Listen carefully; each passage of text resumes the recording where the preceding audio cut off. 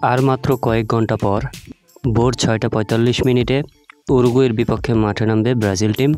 এই ম্যাচটি ব্রাজিল টিমের জন্য অত্যন্ত গুরুত্বপূর্ণ একটি ম্যাচ, কেননা এর আগে কিন্তু উরুগুয়ের বিপক্ষে হেরে গিয়েছিল ব্রাজিল, যার কারণে এই ম্যাচটি অবশ্যই তাদের জন্য গুরুত্বপূর্ণ। তাছাড়া এর আগের ম্যাচটিও ভেনেজুয়েলার বিপক্ষে ১-১ গোলে ড্র করেছিল, তাই অবশ্যই জয়ের জন্য মাঠে নামবে ব্রাজিল টিম।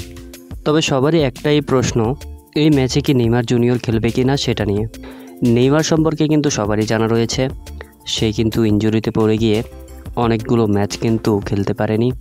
এবারও সেম এই ম্যাচটিও নেইমার জুনিয়র মিস করতে যাচ্ছে, কেননা ইনজুরি থেকে ফিরে আল হিলালের হয়ে যখন মাঠে ফিরেছিল তখন আবারও ইনজুরিতে পড়ে গিয়েছে নেইমার জুনিয়র, যার কারণে নেইমার জুনিয়র আবারও খেলতে পারবে না।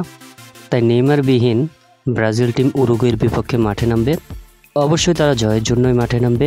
নেইমার ছাড়াও কিন্তু ব্রাজিল টিমটা অনেক শক্তিশালী এখনও, তাই বলাই যায় এই ম্যাচটি জয়ের জন্যই মাঠে নামবে ব্রাজিল টিম।